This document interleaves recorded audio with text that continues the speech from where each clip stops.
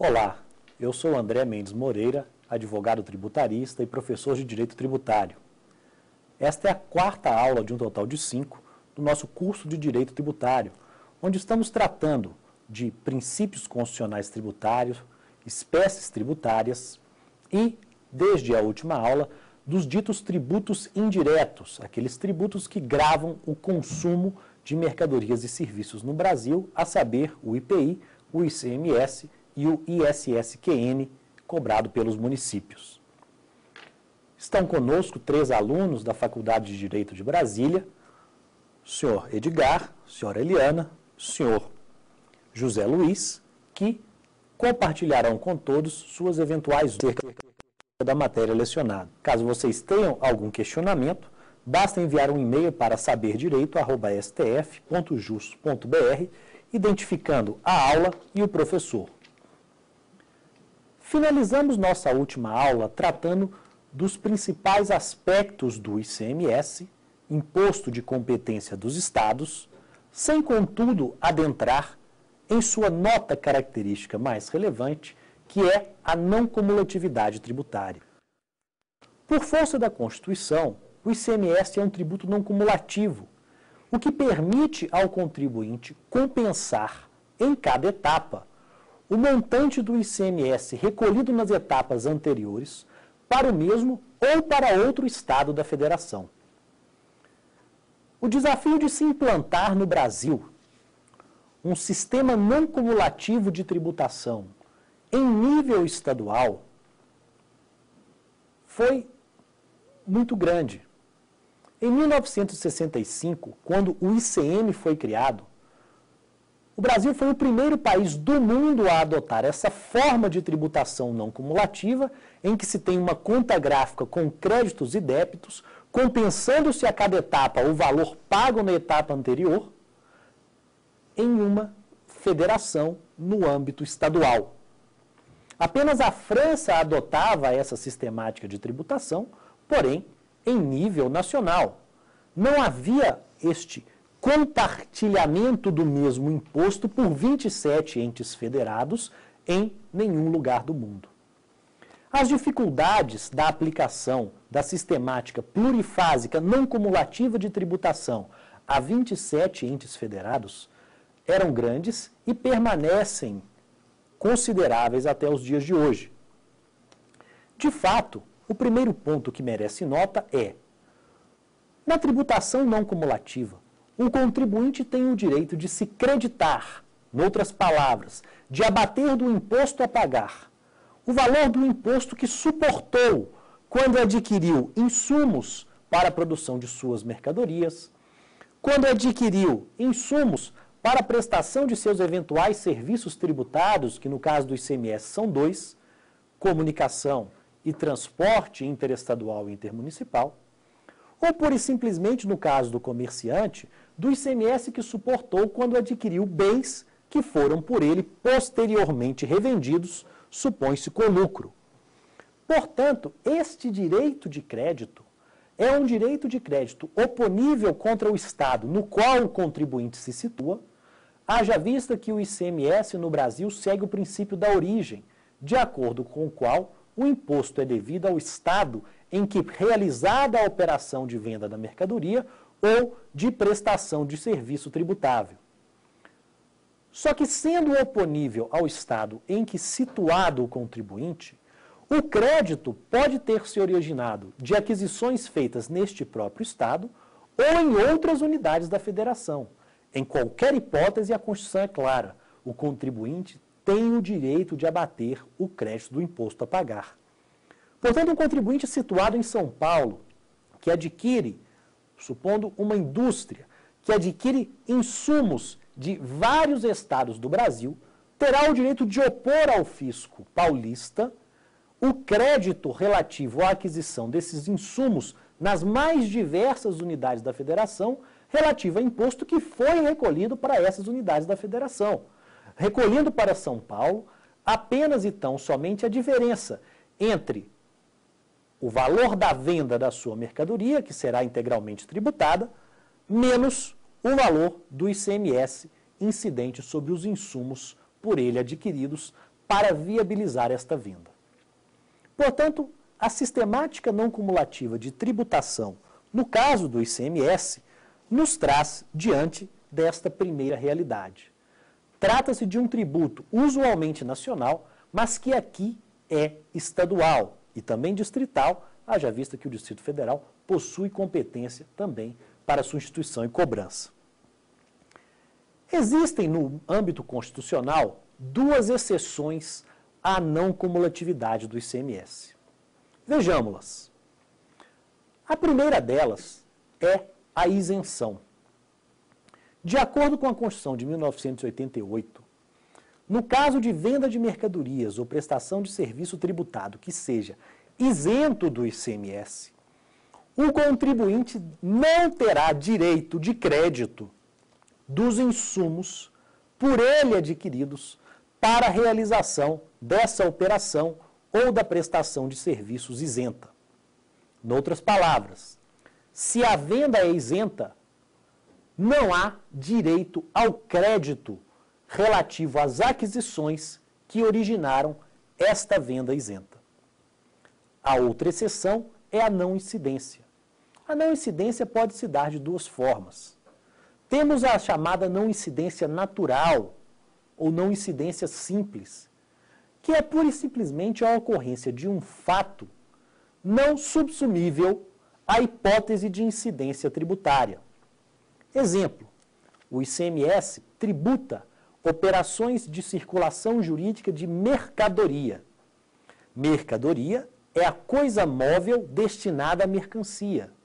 Mercadoria é o bem móvel destinado ao comércio. Para logo conclui-se que eventual alienação de bens de uso pessoal do contribuinte, ou, pensando-se numa empresa, uma eventual alienação de maquinário utilizado por anos pela empresa e que não mais possui utilização para a fabricação de seus produtos, não é alienação de mercadoria. Nessas hipóteses, tem-se uma venda que não se subsume ao conceito de operação de circulação jurídica de mercadoria, pois o que se vende é um bem, mas não é, tecnicamente, juridicamente, uma mercadoria, pois aquele bem vendido não era destinado à mercancia e, portanto, não pode atrair a incidência do ICMS. Trata-se de hipótese de não incidência natural. O fato ocorrido não é subsumível à hipótese de incidência abstratamente prevista na lei. Temos ainda a intitulada não incidência constitucionalmente qualificada, que corresponde às imunidades. No caso das imunidades, existe uma regra constitucional que delimita negativamente a competência do ente tributante. Existe uma regra constitucional que impede a incidência do imposto sobre determinadas operações. Portanto, a venda de mercadoria por, digamos, uma instituição de assistência social que não exerce essa atividade com intuito de lucro, apenas de forma esporádica, pode eventualmente ser imune do ICMS. A imunidade é a não incidência constitucionalmente qualificada. É a não incidência determinada pelo constituinte que dispõe sobre estes bens, sobre estas pessoas, não poderá haver tributação. Então, voltando à temática da não cumulatividade e suas exceções no caso do ICMS, sempre que houver isenção ou não incidência, seja ela a não incidência natural ou a não incidência constitucionalmente qualificada, ter-se-á uma exceção à não cumulatividade. O contribuinte realizará a venda sem tributação, graças ao mecanismo da isenção ou da não incidência. No entanto, perderá o direito aos créditos que acumulou em decorrente da aquisição de insumos tributados ou mesmo das próprias mercadorias revendidas que vieram tributadas de etapas anteriores. Da mesma forma, o adquirente da mercadoria isenta o adquirente da mercadoria não tributada por qualquer razão não fará jus ao crédito. Esta exceção é explícita e específica para o ICMS no caso da sua não cumulatividade. No entanto, a interpretação do Supremo Tribunal Federal tem estendido essa exceção também para o IPI, apesar dela não estar expressa na Constituição para este outro tributo.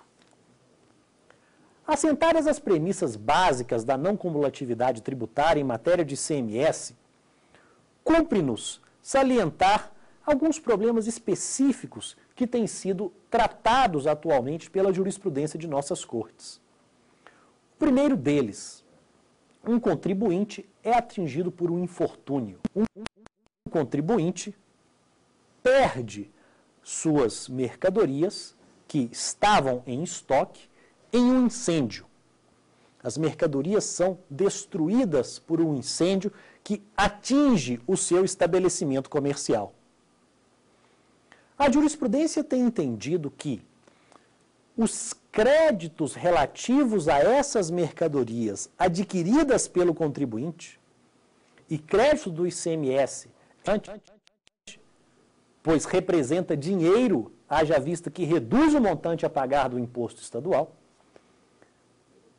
deverão ser estornados pelo contribuinte, haja vista que o contribuinte não conseguirá mais vender as mercadorias que se perderam em razão do incêndio e, portanto, não irá gerar imposto a pagar para o Estado, imposto que seria pago parte com a compensação dos créditos relativos à aquisição das mercadorias e outra parte, necessariamente, em dinheiro. Ora, nos parece que o contribuinte atingido pelo infortúnio, atingido pelo incêndio que destrói o seu estabelecimento e lhe impede de realizar a venda da mercadoria, não deve ser apenado com o estorno dos seus créditos. Diz a Constituição que, para que haja glosa do crédito do ICMS, para que haja estorno do crédito do ICMS, para que se concretize uma das exceções à não cumulatividade do ICMS, deve haver saída isenta ou não tributada. Deve haver saída, deve haver operação de circulação jurídica de mercadoria isenta ou não tributada, ou acobertada pela não incidência. Neste caso, não houve saída de mercadoria com isenção ou não incidência. O que houve foi a perda, a deterioração. O infortúnio atingiu o contribuinte que perdeu o seu estoque. E além de perder o seu estoque, por força de uma interpretação que não nos parece a mais adequada, terá agora que também perder os créditos do ICMS relativos ao imposto que ele efetivamente suportou quando adquiriu essas mercadorias, pelo simples fato de que não conseguirá mais vendê-las porque elas pereceram. Trata-se de ponto que, a meu ver, merece estudo, merece debate, pois me parece um duplo agravamento para o contribuinte que já foi penalizado pelo infortúnio. Outro ponto relativo à não cumulatividade tributária do ICMS. Em muitos casos, existe a aplicação do Instituto do Diferimento para as vendas de mercadorias. O que é o diferimento? O diferimento é apenas a postergação da tributação para a etapa subsequente. Exemplificando, o fisco estadual, ele pode cobrar ICMS de todos os produtores rurais que produzem leite e vendem para os laticínios.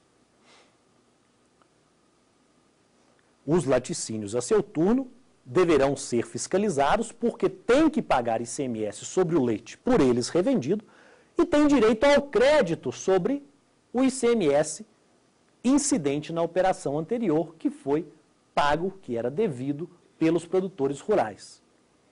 Com o intuito de facilitar a fiscalização de forma inteligente, é muito comum a concessão de diferimento para o produtor rural. Ou seja, O produtor rural não é isento do imposto. O produtor rural tem a benesse de não ter que recolher o ICMS na sua operação. Por quê? Porque o seu ICMS será recolhido pelo laticínio, pelo adquirente das suas mercadorias, pelo adquirente do leite que dará ao leite utilização via industrialização, envasamento e posterior revenda, seja para consumidores finais, seja para outros distribuidores que também deverão pagar o ICMS, se for o caso. Portanto, quando se concede diferimento, não se diz que determinado contribuinte está isento ou que há uma não incidência do imposto na operação.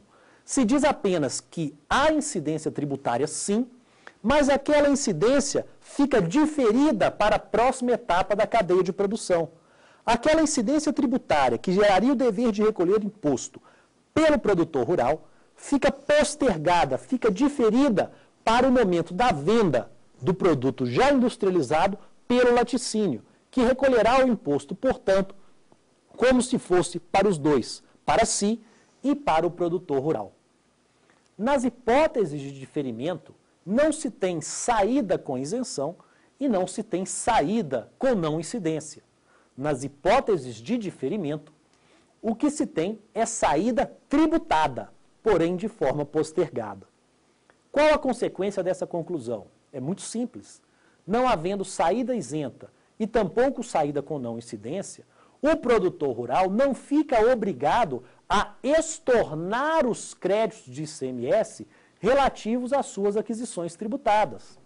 Então, o produtor rural que adquiriu um trator para a sua propriedade, o produtor rural que adquiriu um maquinário para extração do leite, o produtor rural que adquiriu adubo, fertilizantes, qualquer espécie de insumo utilizado em sua atividade rural, fará jus à manutenção dos créditos de ICMS suportados na aquisição desses insumos, desses equipamentos, desses bens do ativo imobilizado, não havendo necessidade de estorná-los pelo fato de a venda ser diferida. Diferimento pressupõe tributação. Se existe tributação, não há que se falar em saída isenta, não há que se falar em saída não tributada, não há que se falar, portanto, em estorno dos créditos de ICMS acumulados pelo contribuinte vendedor. Um terceiro e último ponto que merece a nossa atenção refere-se a uma recente discussão travada no âmbito do Supremo Tribunal Federal nos autos do recurso extraordinário 437-006 do Rio de Janeiro. Trata-se do direito ao crédito do ICMS pelo contribuinte nas hipóteses de vendas de mercadoria abaixo do preço de aquisição. Vamos exemplificar. O caso recém-julgado pela Suprema Corte, e ainda não transitado em julgado, era de uma operadora de telefonia celular. Esta operadora adquiria aparelhos celulares dos fabricantes por valores elevados, R$1.000, R$2.000, R$3.000, e revendia estes mesmos aparelhos aos seus usuários por valores baixos, muitas vezes ínfimos, R$10, R$50, R$100. Havia, portanto, compra por um valor elevado e venda por um baixo valor. Venda com prejuízo. Um prejuízo, obviamente, é empresarialmente calculado, pois interessa à operadora vender aparelhos com prejuízo para que sua base de clientes seja ampliada ao máximo e ela possa, então, exercer sua atividade fim com a maior amplitude possível, que é a efetiva prestação do serviço de comunicação, para a qual a venda dos aparelhos é mera atividade meio. Pois bem, a questão que se colocou perante o Supremo Tribunal Federal e que não era nova na Suprema Corte, nova é a orientação que foi dada neste momento, o que nos traz aqui o debate, foi a seguinte: se o contribuinte adquire uma mercadoria por 10, logo o contribuinte tem crédito calculado sobre esses 10. Supondo uma alíquota de 18%, ele tem crédito de 1,8% sobre a mercadoria adquirida por 10. Se esta mercadoria adquirida por 10 é revendida por 5, o contribuinte deverá estornar, deverá glosar em sua escrita fiscal, em sua conta gráfica, 50% do valor do crédito do ICMS, porque a venda ocorreu por metade do preço de aquisição. Se a venda tivesse ocorrido pelo mesmo preço de aquisição, teríamos na venda um débito do ICMS no mesmo valor da compra e o crédito anularia o débito. Entretanto, como a venda ocorreu por preço inferior ao de aquisição, o crédito do ICMS relativo à compra tributada deste aparelho celular é superior ao deste mesmo imposto relativo à venda com prejuízo por preço inferior ao de aquisição deste mesmo aparelho celular. Para evitar que o contribuinte possa, em uma compra e venda, acumular créditos contra o poder público estadual, alguns estados editam uma norma que ficou conhecida como a Lei do Batente. Ou seja, se a venda da mercadoria ocorre por preço inferior ao de aquisição, o contribuinte fica obrigado a estornar proporcionalmente em sua conta gráfica o valor do crédito do ICMS na proporção do desconto que concedeu na venda. Então, se ele comprou por 10 e vendeu por 5, o crédito deverá ser reduzido pela metade. Se ele comprou por 10 e vendeu por 1, o crédito deverá ser reduzido em 90%. O estorno proporcional do crédito de ICMS na venda de mercadorias com prejuízo foi determinado pelo Supremo Tribunal Federal neste recurso extraordinário que já mencionamos o nome. Ora, mas qual o ponto? O ponto é simples. O ponto é que nas décadas de 70 e 80, a mesma questão foi debatida no âmbito da Suprema Corte.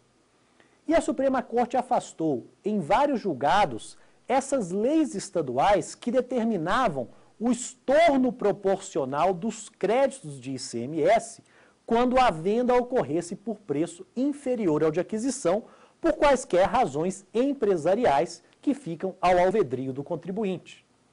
Sendo assim, houve neste julgado uma inflexão da jurisprudência, porque passou-se a equiparar a venda com prejuízo a uma saída com isenção parcial ou com não incidência, o que, data máxima vênia, não nos parece tecnicamente o mais adequado, baseando-se nos próprios precedentes da própria Suprema Corte, que já asseguraram em décadas passadas que, na venda de aparelhos celulares ou na venda de quaisquer mercadorias que sejam, nas décadas passadas não existiam aparelhos celulares, mas na venda de quaisquer mercadorias que sejam, por preço inferior ao de aquisição, não se tem exceção ao princípio constitucional da não cumulatividade tributária no ICMS. A isenção é para saída isenta ou com não incidência, o que não nos parece ser o caso neste exemplo que deixamos para debate.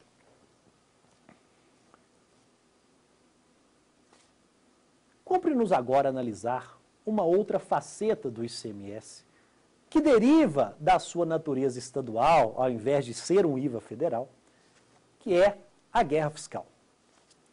A guerra fiscal, como diz o próprio nome, consiste em uma realidade na qual os estados têm sistematicamente se digladiado, editando normas inconstitucionais com o objetivo de atrair contribuintes para os seus territórios e, com isso, aumentar o desenvolvimento econômico das suas regiões e, eventualmente, no futuro, a própria arrecadação do ICMS.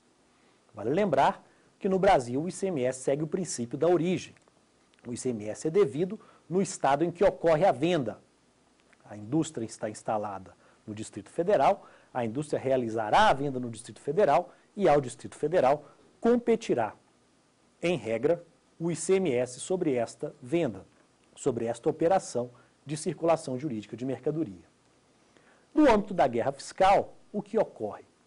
Ocorre a concessão de algum benefício fiscal ilegítimo, com o fito de atrair a indústria do Distrito Federal para outra unidade da Federação, qualquer que seja ela.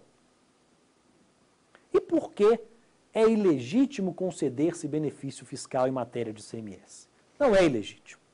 Na verdade, os benefícios fiscais em matéria de ICMS são passíveis de concessão a qualquer momento, desde que observado o rito próprio previsto na Constituição de 1988. O artigo 155, parágrafo 2º, inciso 12, a linha G, diz que cabe à lei complementar regular a forma como, mediante deliberação dos Estados e do Distrito Federal, isenções, incentivos e benefícios fiscais serão concedidos e revogados em matéria de ICMS. Vejam, portanto, que o texto remete à forma prevista em lei complementar, que deverá prever o modus operandi de deliberação de Estados e Distrito Federal para concessão dos benefícios fiscais em matéria de ICMS. A lei complementar referida por este dispositivo constitucional é a Lei Complementar número 24, de 1975. Esta lei complementar prevê que os estados reunidos com um quórum mínimo, que é de 4/5 do total de unidades federadas, poderão autorizar, mediante a edição de convênios, a concessão de benefícios fiscais em matéria de ICMS.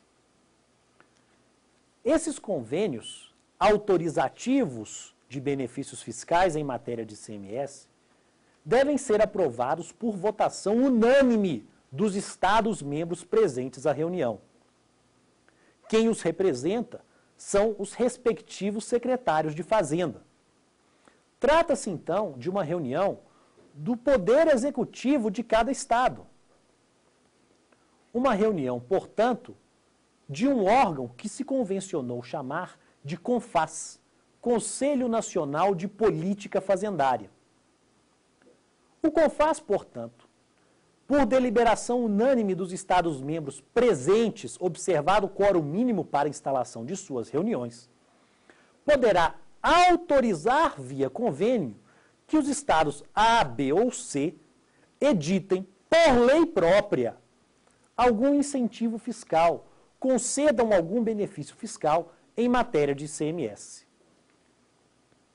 A estrutura foi pensada como uma forma de se condicionar a edição de benefícios fiscais a uma prévia deliberação dos estados e do Distrito Federal.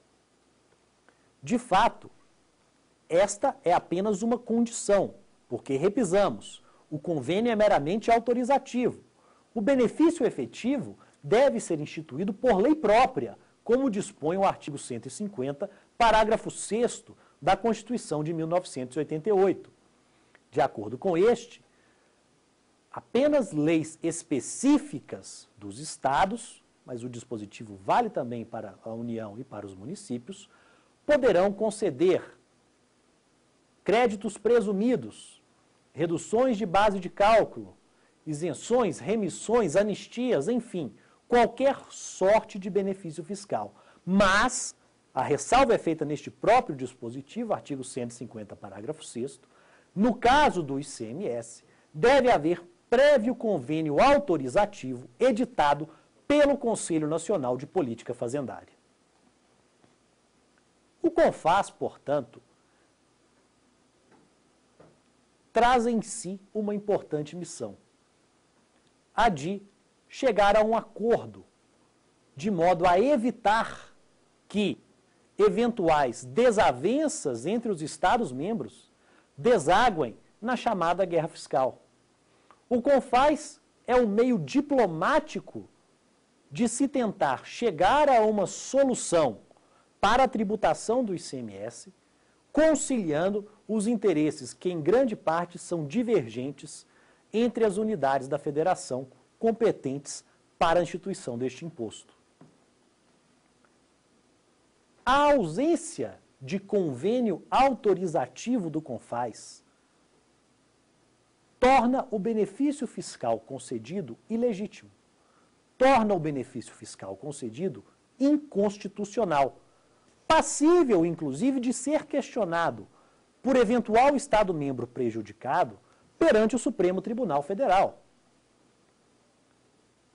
De fato, os governadores de Estado detêm legitimidade para propor ação direta de inconstitucionalidade, na qual é possível pedir medida liminar, que irá suspender com eficácia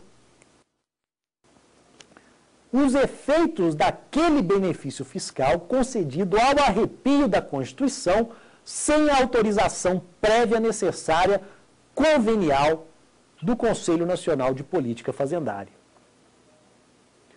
No entanto, o que tem ocorrido na prática é a invocação pelos Estados-membros do artigo 8º da própria Lei Complementar 24 de 1775 para combater estes incentivos fiscais concedidos de forma inconstitucional por outras unidades da Federação. Em outras palavras, ao invés de recorrer ao Supremo Tribunal Federal, guardião da Constituição, a quem compete zelar pelo cumprimento da lei maior, arrimados no artigo 8º da Lei Complementar número 24 de 1975, os estados onde se situam contribuintes adquirentes de mercadorias incentivadas na origem em outras unidades da federação, têm glosado ou determinado ao contribuinte que faça o estorno dos créditos relativos à aquisição dessas mercadorias incentivadas. Melhor explicando, se o Estado X concede um incentivo fiscal inconstitucional, na forma, digamos, de um crédito presumido de ICMS, um crédito fictício, um crédito que existe apenas na lei, ou muitas vezes no decreto, que é o que ocorre. Este crédito presumido, este crédito fictício, poderá zerar ou reduzir consideravelmente o valor do ICMS efetivamente recolhido a este estado de origem pelo contribuinte lá situado. Supondo, portanto, que, na venda de uma mercadoria de R$100, a alíquota aplicável seja de 12%, porquanto é uma venda para outro estado, interestadual, venda de 100, alíquota de 12%, ICMS a recolher para o estado de origem, 12%. E vamos imaginar que este mesmo estado de origem conceda, nesta operação, um crédito presumido no valor também de 12% da operação. Resultado, qual será o montante a recolher? 0. Ele terá um débito de 12 pela venda, mas um crédito presumido no mesmo percentual, zerando com isso sua conta com o estado de origem. Um exemplo reducionista, obviamente simplificador.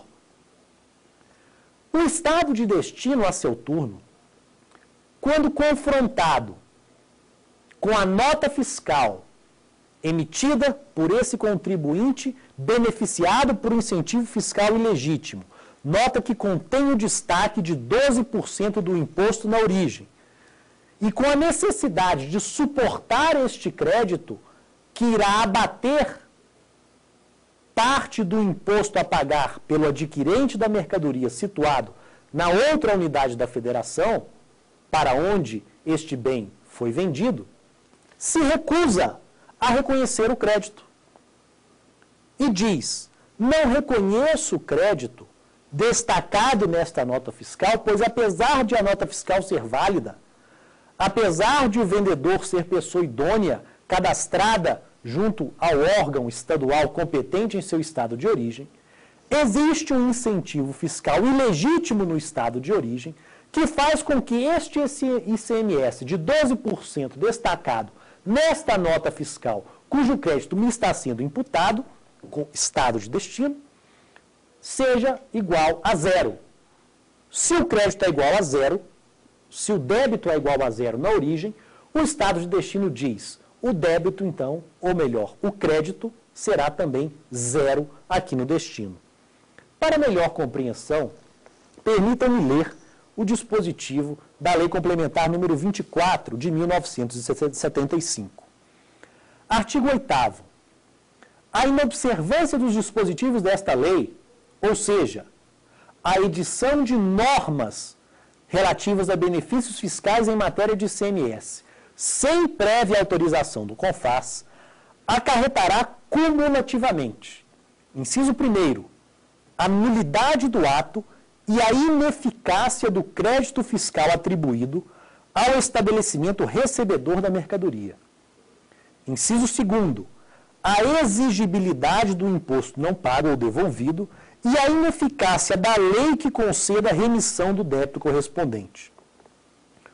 Ou seja, entende o estado de destino que este dispositivo lhe autoriza a não reconhecer o crédito destacado em nota fiscal legítima que lhe é apresentado pelo contribuinte situado em sua jurisdição fiscal, que por alguma razão adquiriu bens incentivados de forma ilegítima em outras unidades da federação.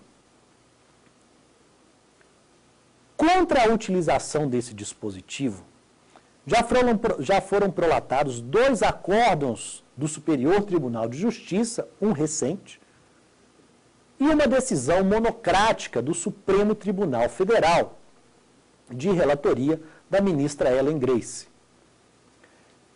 Tanto as decisões do Superior Tribunal de Justiça, como a decisão monocrática do Supremo Tribunal Federal, que não é ainda uma decisão de mérito, ressalte-se desde já, trabalham com as seguintes premissas.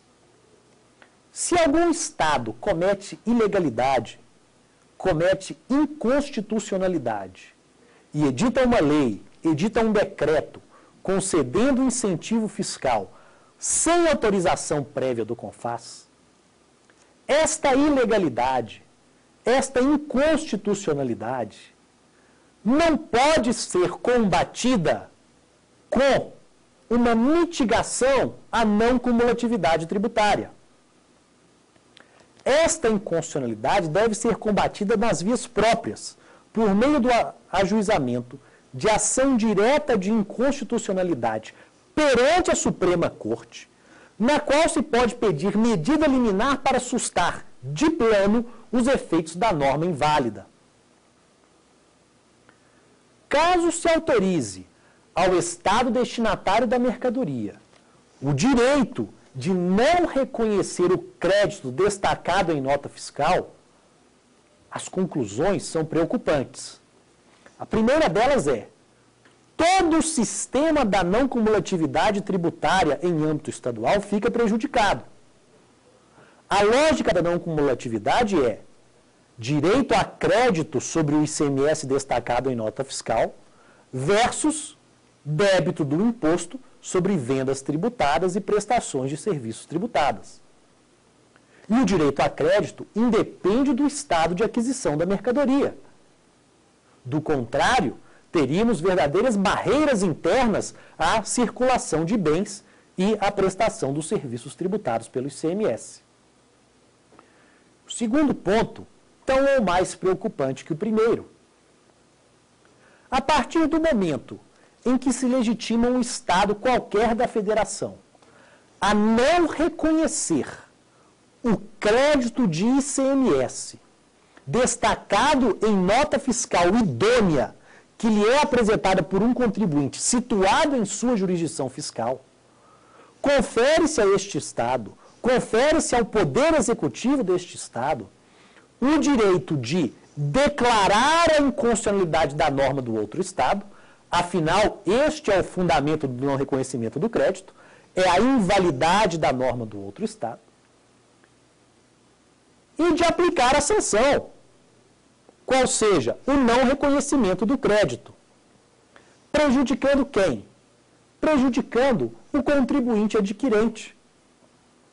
É a velha história de que na briga entre o mar e o rochedo, quem sofre é o marisco. O marisco, nesse caso, é o contribuinte. O mar e o rochedo são os Estados-membros que, dotados do poder de tributar, têm utilizado muitas vezes esse poder com inobservância das regras constitucionais, com o intuito de evitar perda de competitividade em matéria de ICMS, ao argumento de que, se outros estados estão incentivando indevidamente os contribuintes lá residentes, ele não pode concordar com estes incentivos e, portanto, deve tomar alguma contra esta inconstitucionalidade. Ora, como já disse o Supremo Tribunal Federal, inconstitucionalidades não se compensam. Não se combate uma inconstitucionalidade com outra. Se foi editada norma inconstitucional por qualquer Estado da Federação, o meio cabível para ataque desta norma é ação direta perante o Supremo Tribunal Federal por parte do Estado que se sinta prejudicado. Este é o modus operandi. Autorizar-se o Estado destinatário da mercadoria a não reconhecer o crédito do adquirente da mercadoria situada em sua jurisdição fiscal é conceder-se ao Poder Executivo o direito de julgar e aplicar a sanção, sem devido processo legal, sem recurso ao Poder Judiciário, que é efetivamente, em nosso sistema de tripartição de poderes, o poder competente para essas tarefas.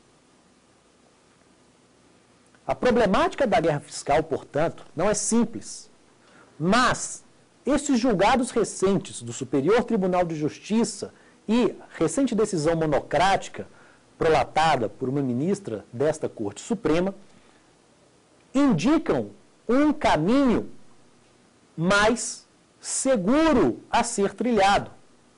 Em havendo ilegitimidades, não se puna o contribuinte adquirente. Não se puna o contribuinte que não tem o dever de fiscalizar os seus vendedores para verificar se em suas contas gráficas está inserido algum crédito presumido concedido de forma inconstitucional. Puna-se sim o Estado que, à revelia da Constituição, à revelia de uma norma clara e de simples interpretação, não observa a condição prévia de validade do incentivo fiscal e não recorre previamente ao CONFAS para aprová-lo. Mas preserve-se o direito do contribuinte adquirente ao crédito do ICMS destacado em nota fiscal. Preserve-se a essência da não cumulatividade tributária, que tem garantido, desde que foi introjetada no ordenamento jurídico brasileiro, a livre circulação dos bens e livre prestação dos serviços tributários em todo o território nacional. Dito isso, pergunto aos meus caros alunos, vocês têm alguma dúvida? Eu sim, professor. Qual o papel do Conselho Nacional de Política Fazendária em matéria de ICMS? Pois bem, como dito, o CONFAS, Conselho Nacional de Política Fazendária, é um órgão formado pelos 27 secretários de Estado da Fazenda, que se reúnem para deliberar sobre, de acordo com o artigo 155, parágrafo 2º, inciso 12, a linha G da Constituição, e na forma da Lei Complementar número 24 de 1975, isenções, incentivos e benefícios fiscais quaisquer em matéria de ICMS. A autorização prévia do CONFAS, via convênio aprovado pela unanimidade dos presentes, é condição sine qua non para que seja editada lei estadual instituindo validamente algum benefício fiscal em matéria de ICMS. o que evita, portanto, a guerra fiscal, pois a míngua de acordo não há convênio. Não havendo convênio, não há benefício. Não havendo benefício, o imposto é cobrado em sua totalidade, preservando-se a arrecadação e preservando-se a isonomia na tributação em todo o território nacional.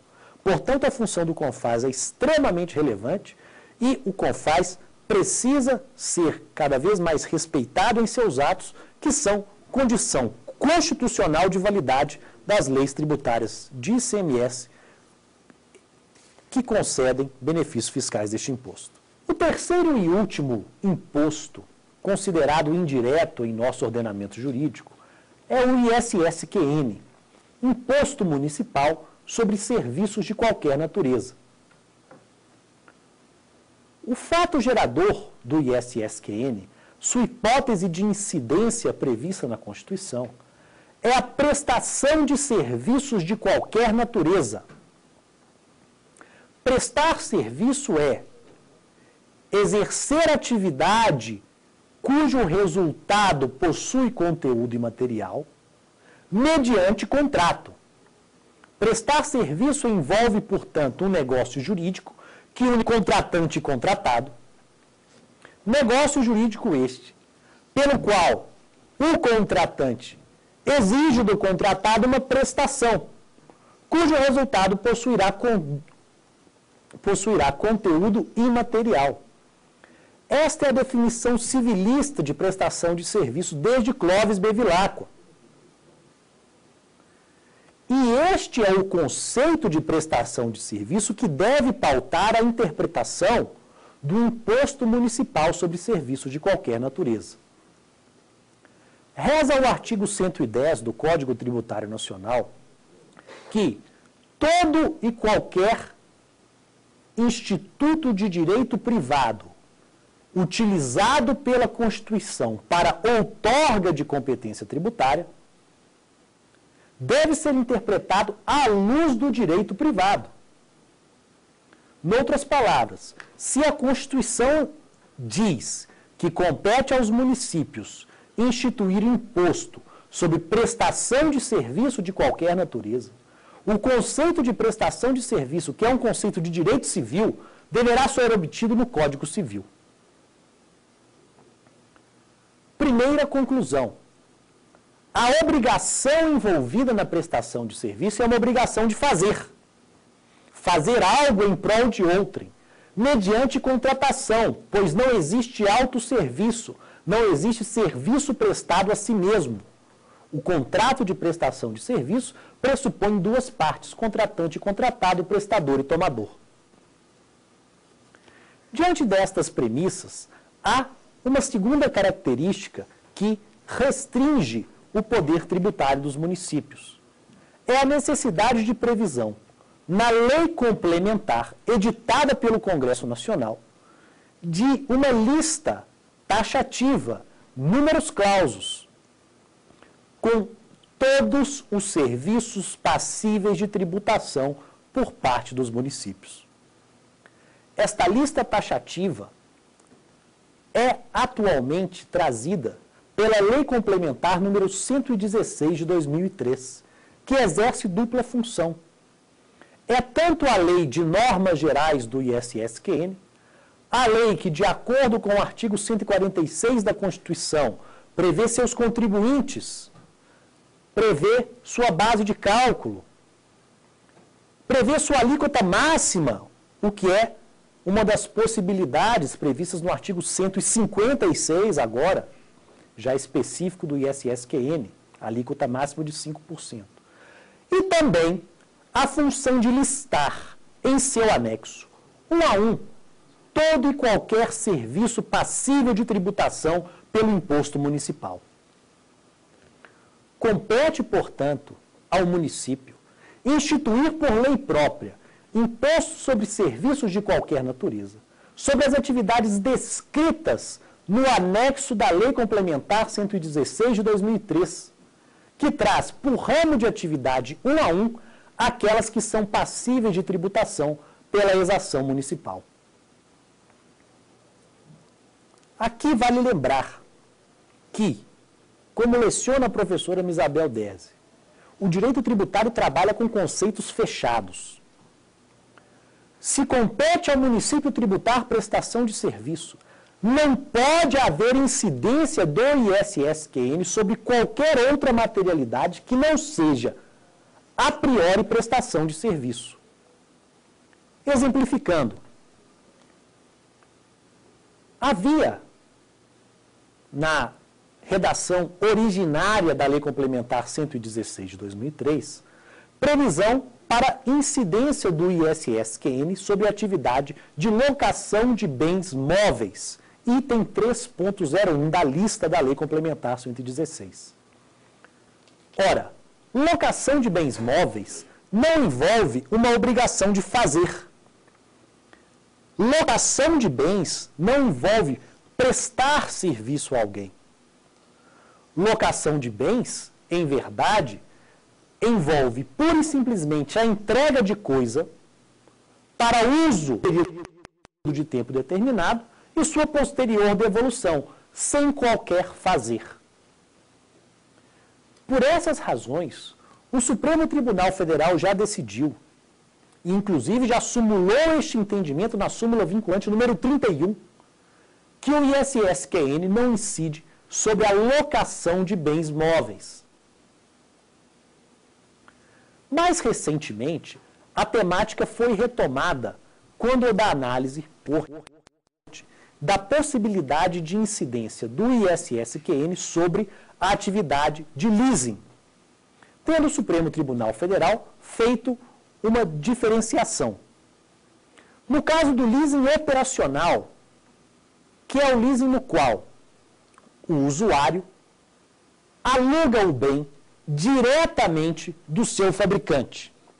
Tem-se, pura e simples, locação de bens móveis, logo, não é possível cobrar-se ISS-QN.